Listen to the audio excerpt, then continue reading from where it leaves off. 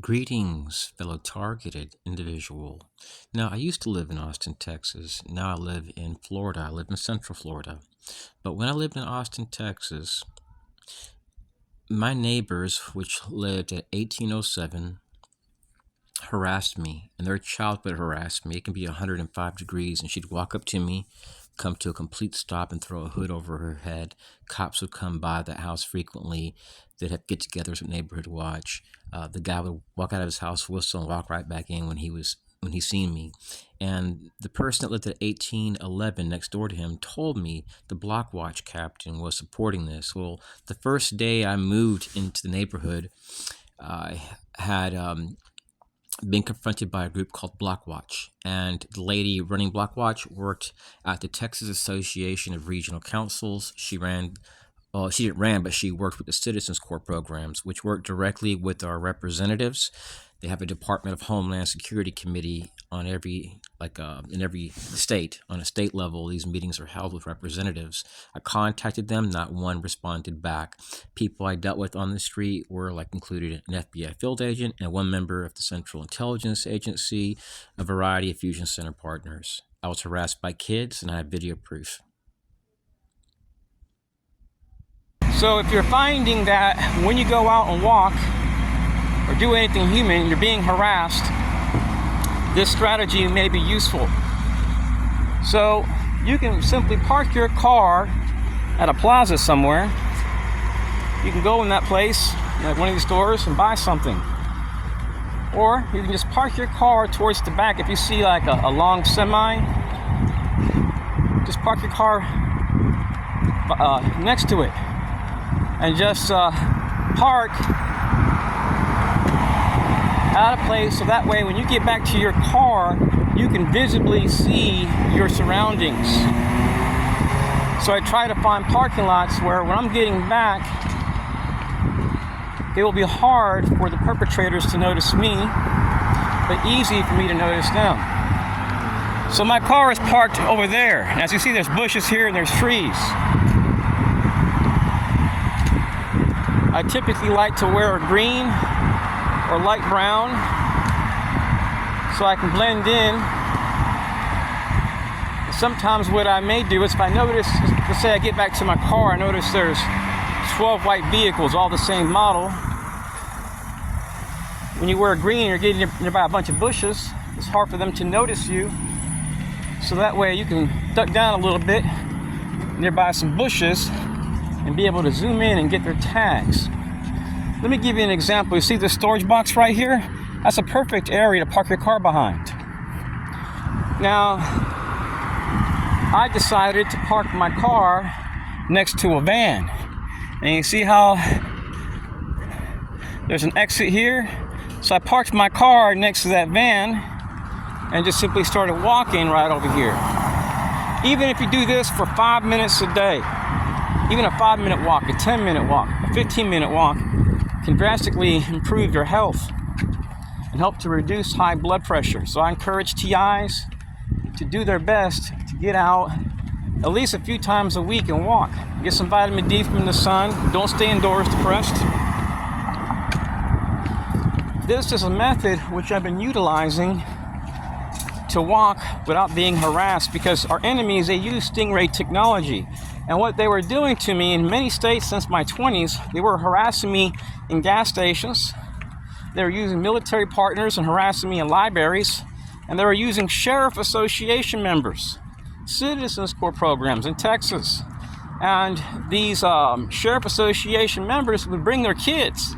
So I was being harassed by kids. One thing you may notice about the perpetrators, fellow TIs, is that later on down the road, you may notice that someone in their family really close to them suffers from some type of health ailment, or you may see weird things happen. Like 3 perps on my street have been visited by police since I've been there. They've had to call police for help. 2 of them have died. So when you're a targeted individual, these people start to think about stuff like that. When something bad happens to people, it can be 2 or 3 years later down the road. These people may think about what they did, and then you may start seeing them after dealing with the Central Intelligence Agency at a local community college when I was in my 20s, I knew that my harassment was coming from them. And I started being harassed by people which were doing odd stuff, like riding the tail of my car. Police would pull me over and I'd be like, look, the person's like driving like 3 or 4 inches away from my bumper when the fast lane is open. The speed limit's 35 and I'm going 35. And I would tell them that the only reason I went 2 miles over was because I feared for my safety. So they would let me go, and they would say, like, we noticed that the person's riding the tail of your car. And they're like, we'll give them a ticket and let you go. So the same lady that was doing this the very next day was employed at a gas station where I would go to every single morning, bright and early. These people, fellow TIs, are outsourcing to radical feminist role players.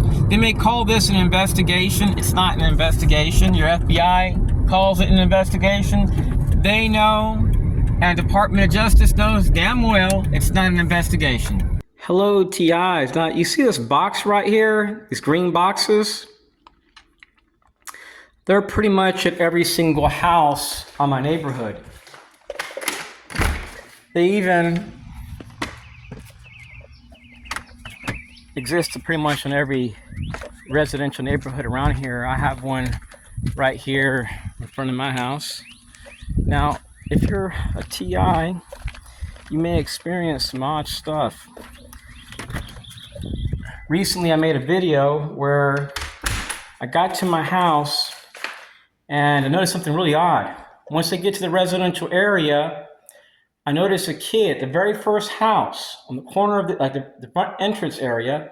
The house is owned by the city here, and the city hall is right next door to a Mexican restaurant, where I was harassed by a group of people that drive black and white vehicles while eating with family. So when I go to the gas station, the racetrack gas station, let me show you a map. When you leave my house, you get to the front entrance, there's a road right here, and you have to go couple miles to get to the nearest gas station. It's a racetrack gas station. Right across the street from it is a 7-Eleven. When I go in there, a kid that's about 4 foot tall, very tan complected, is with 2 white men, and they asked him to whistle. He whistled, they didn't buy anything, and he looked right at me and they walked out. So I drive to the front entrance of where I live at. I get to the house, and then there's a kid right across the street, right over here, and they just moved in. And he started screaming profanities at me. Very disrespectful stuff. This little kid. We have cops that live on this street. It's a middle-class neighborhood. I thought about talking to his parents, but I thought, I'm not going to, they just moved in, I'm just going to leave them alone. So 3 days pass after that event, and I get to the front entrance, and there's a kid. And I mentioned this to TIs that when I got home one day, when I was getting in the front entrance, I was surrounded by neighbors. And they all wore blue shirts, and they're all veterans, every last one of them. One works for Lockheed Martin. I have proof of this. His wife threw away all his records in front of his house, along with her x-rays saying that she had breast cancer, showing proof. And she said that he wasn't there for her. So I have all his Air Force records, everything. So she threw away computers, all types of stuff. He still lives there. So the first house, the beginning of this street right here, has a child that's about 4 foot and tan complected. This one does too. So they must ride the same school bus, is what I'm thinking. Now, this is what's real interesting. I have videos showing these kids that I've had weird encounters with from my car dash cam communicating with these veterans that live down the road from here. Now, down the road from where I live at is a child care center, and it's ran by veterans. And what I find interesting is that I've been harassed by veterans. So how do I go to a gas station? Let me put the alarm on. Bear with me one moment, fellow TIs. So while I put this alarm on real quick. Hold on a second. Make sure I have the cameras on. Okay. So, when I moved to this area, I thought the last thing I would experience would be harassment. And it hasn't occurred lately, but at one time, it was right across the street. Let me see if my camera's still rolling. It's right across the street was this house. There was another guy that used to live here. A lot of people have moved out of here due to the rising cost of living in Florida. So the guy would exit his place and just walk up to me and whistle, and then walk back into his place. So when these people moved in, they're really nice people. They're a Christian family. But what's interesting was that there was a car, it's a U.S. Army. And this lady would walk out of her place, walk up to me and whistle when I exited my place. So it just made me think. And then it happened over here one time, and then one day I'm in the garage, and this lady that lives in this house right over here has the garage open. I see her peering on the side, and she whistles at me. See a car with a National Sheriff's Association, another car with like this DNI looking logo. I got a tag that says DNI, the first three letters. Really weird stuff. Now, I'm driving out towards the entrance of where I live at. There's only one way in this place and one way out. There's no back exit. So the only way to exit this place, where I live at, you have to come down this road right here. So I had a really weird experience with this guy. His son ran to this house over here to the front, and they mobbed me. And this house right here is where the kid was at, right here at this meter. Well, these people are all disabled veterans. Some of them have this secret clearances. According to the research I had done, reached out to some buddies of mine, and the guy, his brother, that's a disabled veteran, has no woman. He needs money. So it makes me wonder, would these perps use these people, these veterans? Because I got videos showing veterans harassing me nearby where I live at for years. Also, TIs, you may notice that the enemy may hide behind small business incubators. This is an area where there are a few 8A business vendors, and these complexes are quite large. This is down the road from my residence.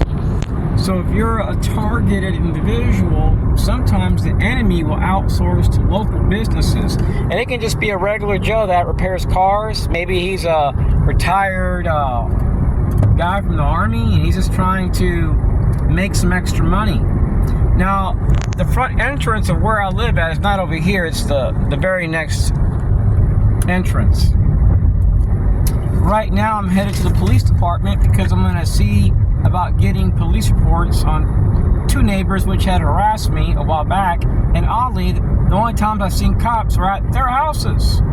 So I'm going to see if there's any police reports. I live right over here at this front entrance over here. So imagine being mobbed by neighbors right when you get home from a bike ride. Here's the sidewalk right over here.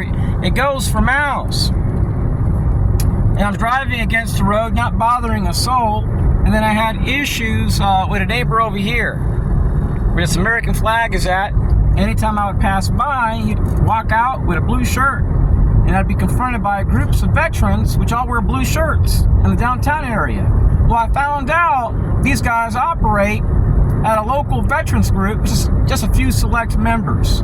They keep the rest of the people in the dark about these activities. And they come as a fleet, as a mob. It's not community policing, it's mobbing.